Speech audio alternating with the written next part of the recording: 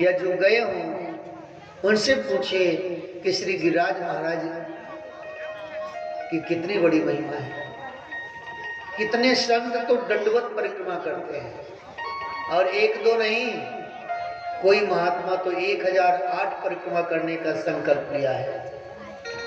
अब पूरा जीवन बीत गया और उनसे पूछी कि क्या महाराज आप परिक्रमा पूरी कर पाएंगे?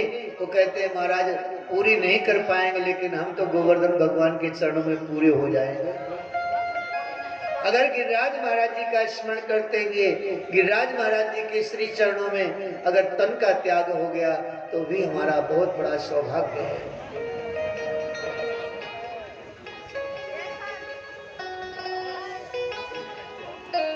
इधर नारद जी भ्रमण करते हुए स्वर्ग गए।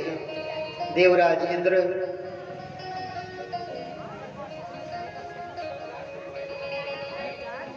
ब्रजवासियों की पूजा की प्रतीक्षा कर रहे हैं। देवराज इंद्र की पूजा होती थी आज के दिन, लेकिन ब्रजवासियों ने तो गोवर्धन की पूजा करी है। नारद बाबा ने जैसे ही देवराज इंद्र के भवन में प्रवेश किया, देवराज इंद्र निकल के आए, देवर्षि नारद के चरणों में प्रणाम किया और निवेदन किया कि महाराज आज मेरी पूजा ब्रजवासी करते थे, मेरा कोई आह्वान नहीं किया अभी तक। नारद जी ने कहा भैया पूजा तो किसी और की हो गई। महाराज पूजा हो गई, मेरी पूजा होती थी।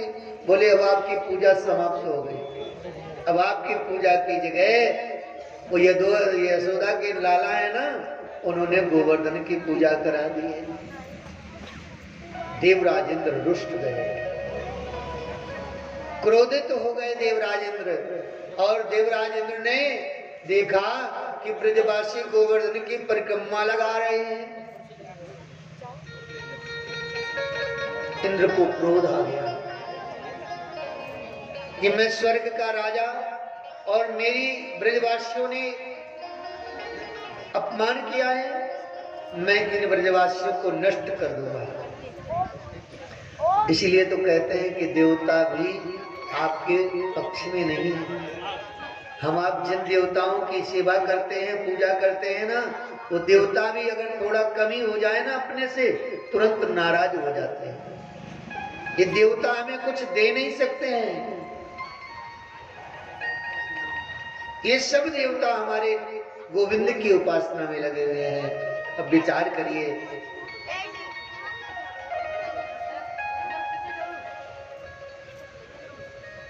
गोविंद की उपासना कर रहे हैं। जय श्री राम।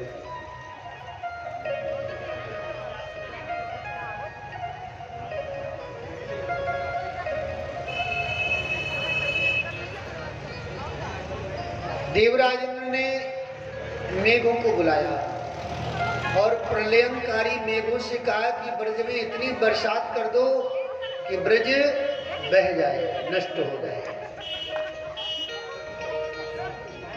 महाराज मेघ आए और मेघों ने ब्रज में बरसात करना प्रारंभ कर दिया। और ऐसी बरसात नहीं, मूसलाधार पानी, हाथी के सूंड के समान ऊपर से धाराएं जल की गिरने लगी ब्रज में। अब सभी ब्रजवासी दौड़े दौड़े कृष्ण के पास गए। सब ब्रजवासी गोवर्धन की पूजा करी है। अब लाला देख, इंद्र रूस गया है, अब हमें क्या करना चाहिए, हमारी रक्षा कौन करेंगे? श्याम सुंदर कृष्ण ने कहा भैया जिनकी पूजा करी है उन्हीं की शरण में चलो। सब ब्रजवासी बालकों को लेकर के श्याम सुंदर कृष्ण गोवर्धन के पास गए और श्री गिरिराज महाराज जी के सामने सब ब्रजवासियों ने हाथ जोड़ा और हाथ जोड़ करके निवेदन किया, हे गिरिराज महाराज, अगर हमने सच्चे मन से आपकी पूजा की हो तो आप कृपा करके हमें हमारी रक्षा करिए।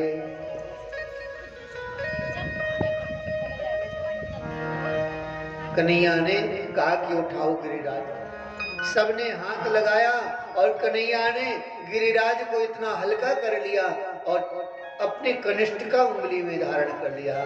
बोले गिरधर भगवान की। भगवान ने उस विशाल काय पर्वत को अपने कनिष्ठ उंगली में धारण किया।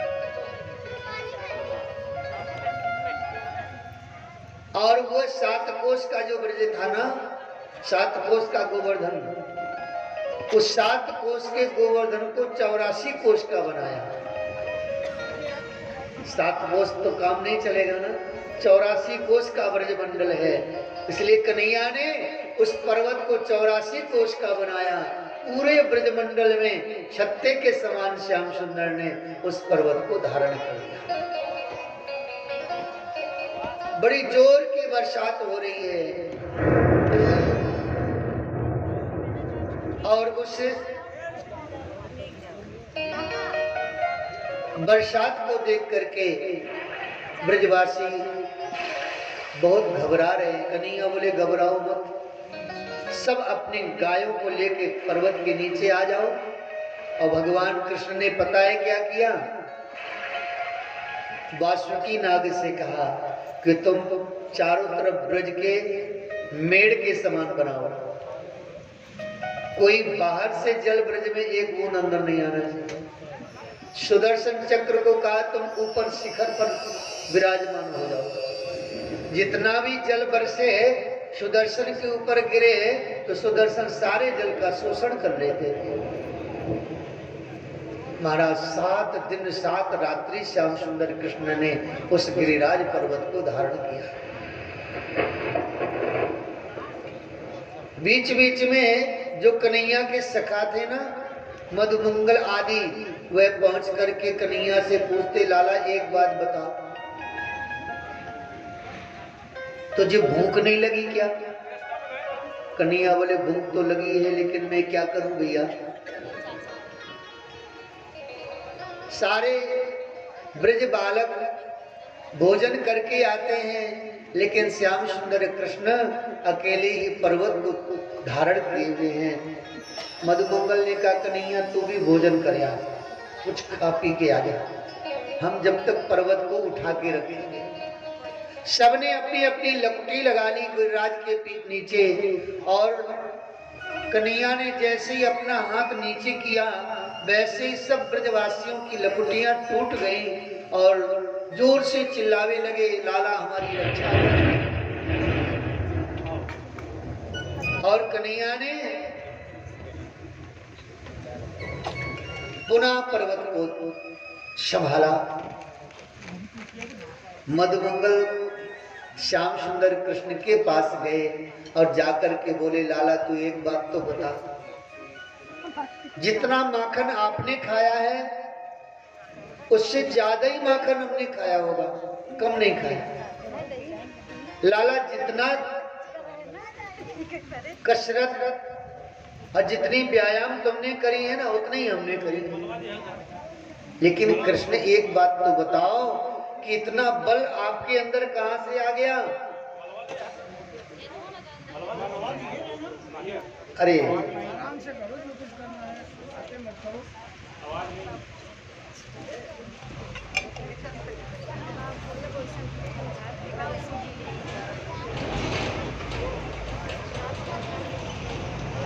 श्री कृष्ण ने मधुमंगल से कहा, भैया यहाँ में कौन सी बड़ी बात है, आप सब प्रीति पूर्वक मेरी तरफ देख रहे हैं,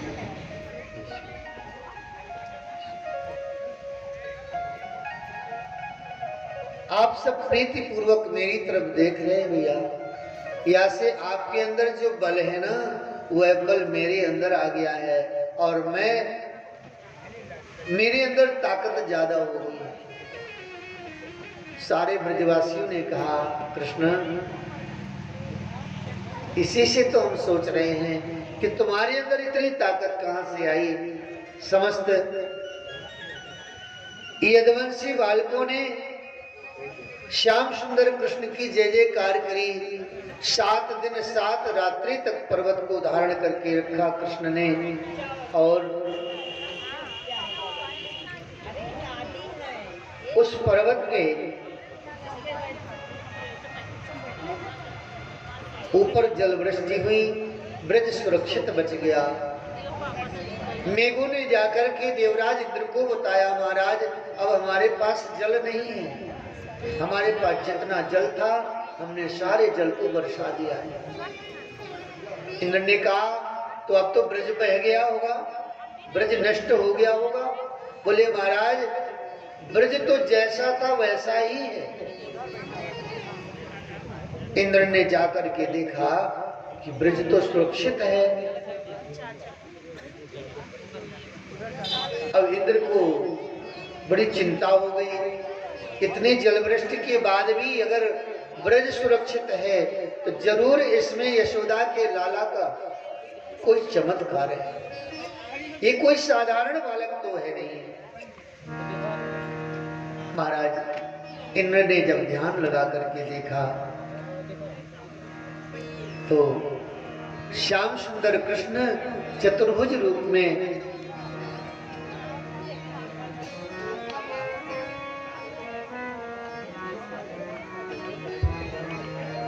साक्षात नारायण ही है, ऐसा है।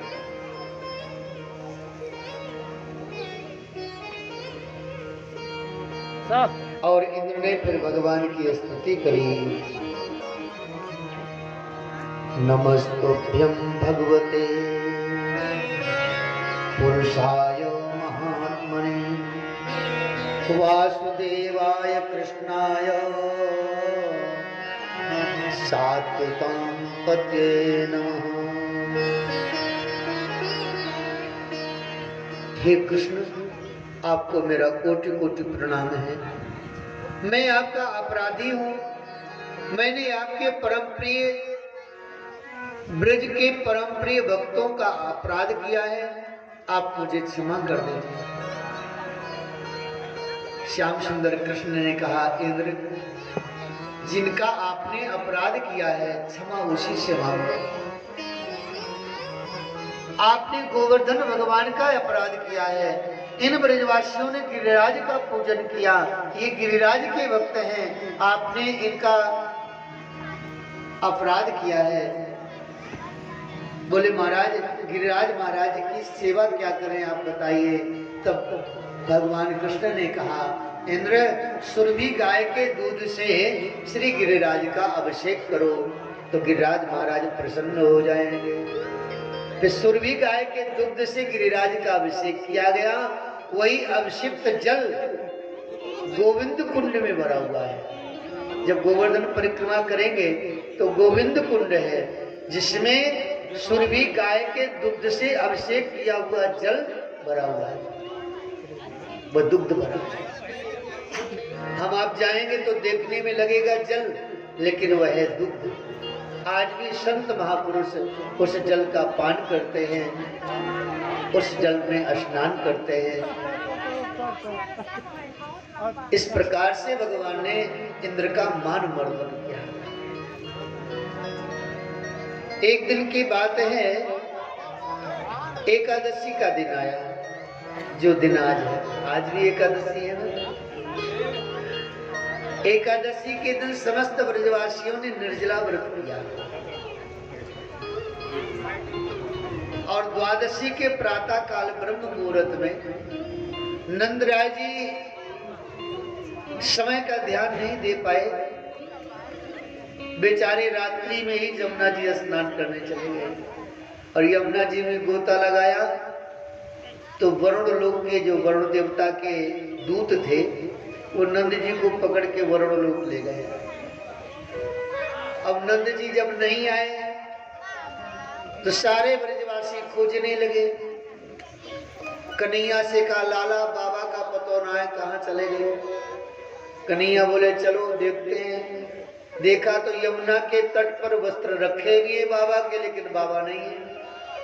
कन्हैया बोले कहीं ऐसा तो नहीं कि बाबा डूब गए हो यमुना जी में। और कन्हैया ने यमुना जी में जाकर डुबकी लगाई। जब डुबकी लगाई तो वरुण लोक चले गए श्याम सुंदर कृष्ण, और वरुण लोक में जाकर के देखा कि नंद बाबा बंधे पड़े हुए हैं। वरुण देवता ने जैसे ही कृष्ण को देखा महाराज अपने पूरे सेवकों के सहित आए, शरणों में गिर पड़े। प्रभु आपकी बड़ी कृपा हुई, मेरे लोक में आपके श्री चरण का आगमन हुआ। नंद जी कहाँ है? कन्हैया ने कहा हमारे बाबा यहाँ आए हैं क्या? बोले महाराज बाबा हम ये तो नहीं जानते, लेकिन हमारे यहाँ एक व्यक्ति बंधा हुआ पड़ा है। कन्हैया ने देखा यही तो हमारे बाबा जी हैं। तुरंत वरुण देवता ने खोला बाबा नंद को और खोल करके मुक्त किया बंधन से। कन्हैया को सिंहासन में बैठाया, उनका पूजन किया, हाथ जोड़ करके कहा नमस्तोभ्यं भगवते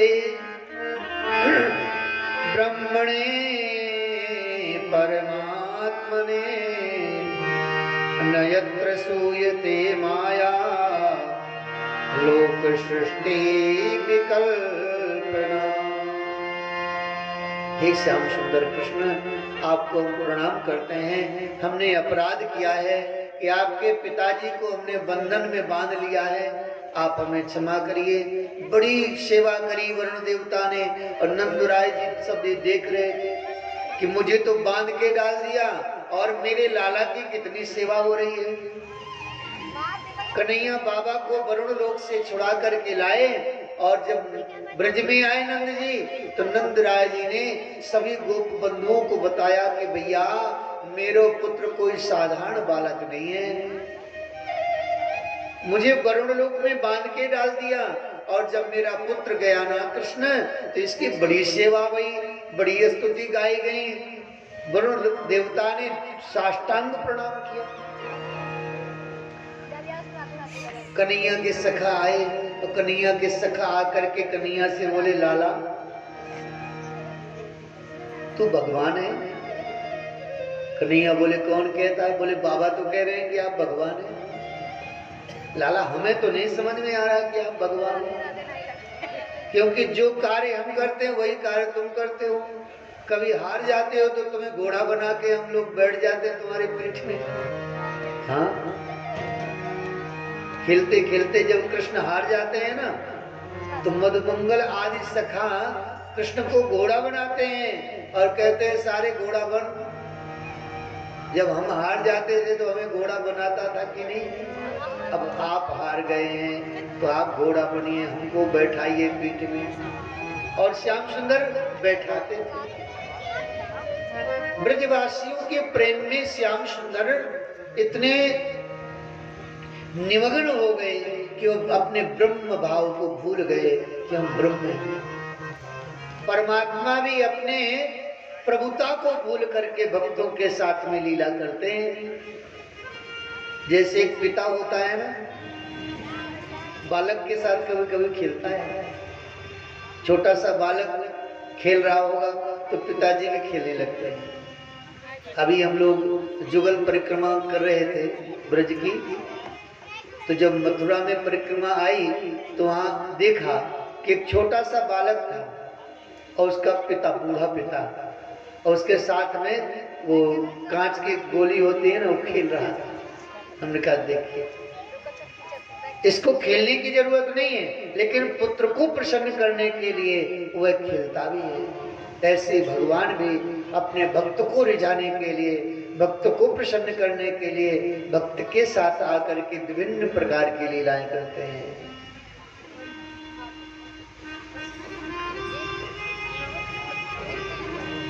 भगवान ने देखा कि वह शरद पूर्णिमा की रात्रि आई है। श्री सुखदेव जी महाराज कहते हैं कि हे परीक्षित, भगवान पे तारात्रि शरदोत्फुल्ल मल्लिका वीक्षरन्तुं मनश्चक्रे योग माया मुपाश्रिता।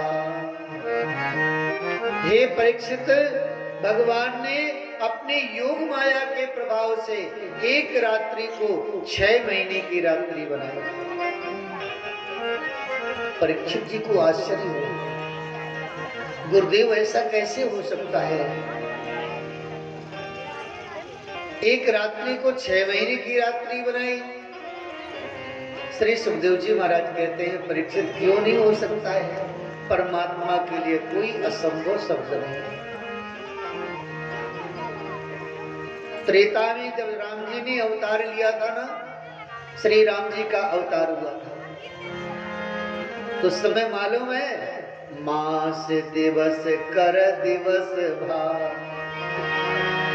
मास दिवस कर दिवस भार, मरम न जानई कोय, रथ समेत रवि था के निशा कवन विधि हो।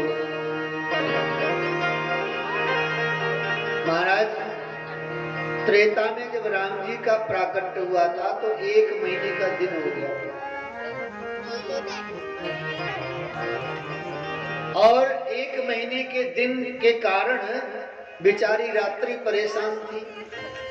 रात्रि ने भगवान से कहा, प्रभु आपके प्राकट्य का आनंद ये सूर्य ले रहा है पूरा, हमें आनंद नहीं मिलेगा। भगवान बोले, चिंता मत करो, सूर्य नारायण को एक महीने का अवसर मिला है। चंद्र देवता से कहा, हम तुम्हें 6 महीने का अवसर देंगे। द्वापर में जब हमारा अवतार होगा ना, तुम्हें 6 महीने का आनंद देंगे। और वो सूर्य नारायण जो 1 महीने का आनंद लिया, द्वापर में भगवान ने 6 महीने की रात्रि बनाई और चंद्रदेव को 6 महीने का आनंद प्रदान किया।